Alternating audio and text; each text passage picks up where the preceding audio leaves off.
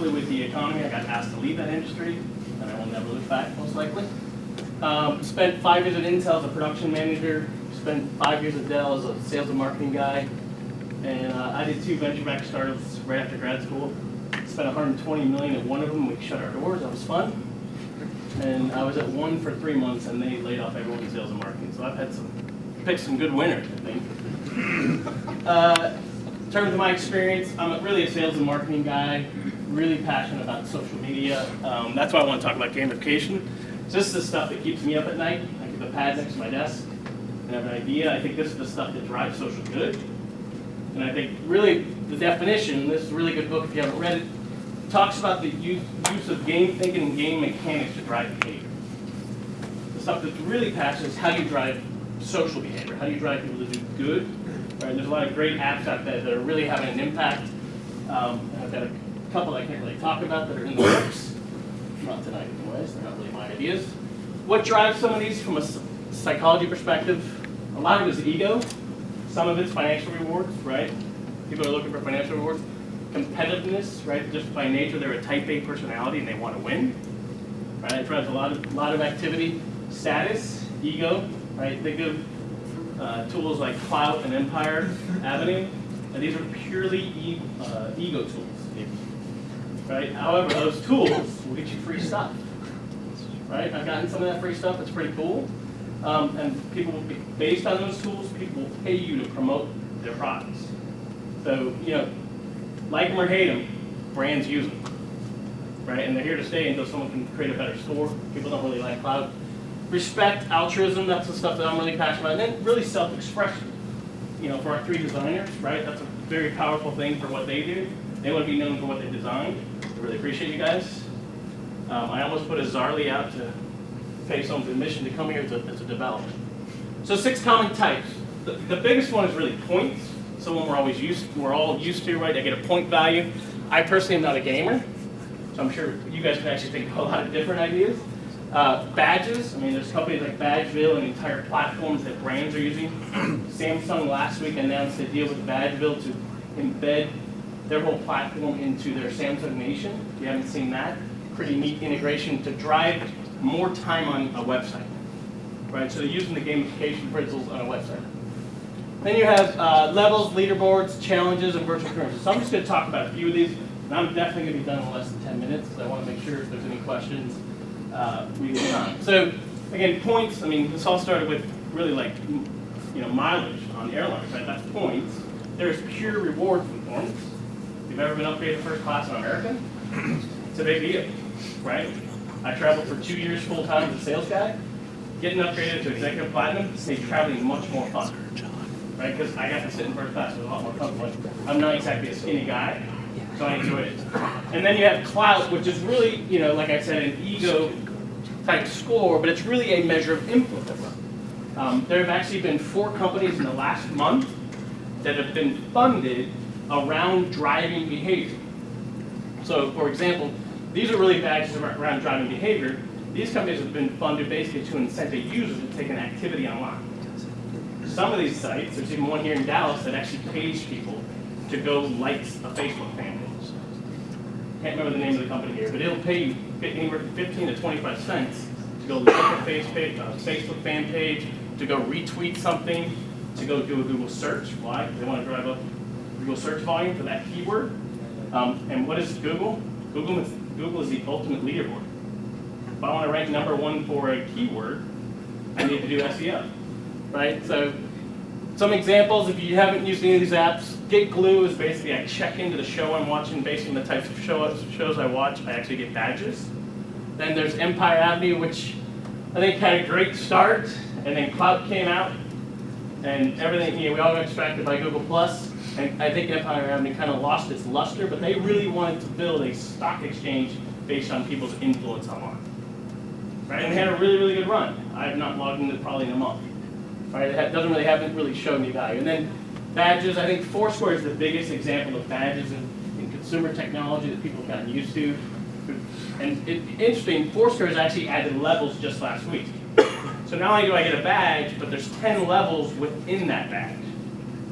So I unfortunately drink way too much coffee at Starbucks. 2 more check-ins and I'm at level 10 on Starbucks, which means I spend way too freaking much on coffee, right? But this drives behavior. I mean, I've done drive-by check-ins. Does everyone know what a drive-by check-in is? I've actually checked into the Macy's Day Parade from here in Dallas, just to get the stupid parade badge. I have no idea why, but this does drive behavior. And then when you look at things like Nike Plus, right? As you can see, I'm only at the orange level, because I'm not running very much. But it's basically a level of how much you're running, what your speed is, things like that. But they're psychological indicators of performance, right? It's almost like peer pressure, but it's online, and you can share these levels with folks. Right? And the reason I want to talk about this is a lot of you are going to have social media ideas, or going to have app ideas, and a lot of these are going to drive user adoption and user behavior. So you're going to have to build these in. And a lot of these are actually, the background behind this is all in psychology. Right? If anyone's read Robert Cialdino's book on influence, right, there's whole design theories on using authority on a website, right, to drive people and get them to stay on site.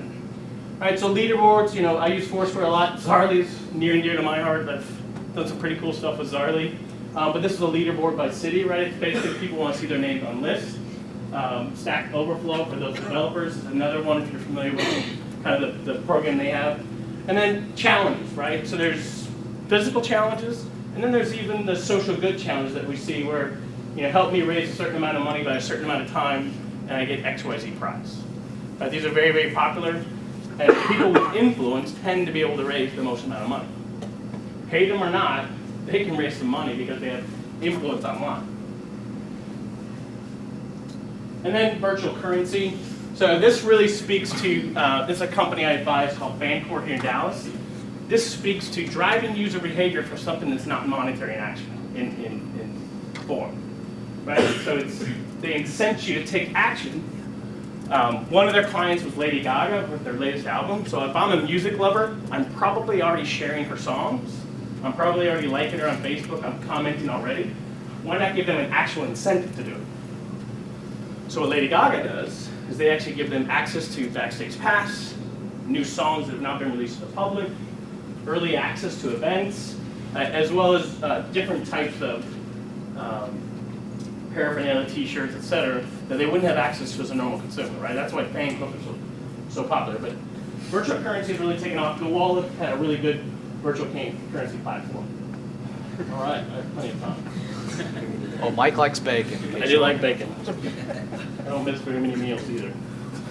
All right, so that's 8 minutes. I want to leave it. I wanted to zoom through that because I think most of you are familiar with a lot of these. You probably didn't think about why they were built in the way they were, but there's psychological reasons. And you need to think about that.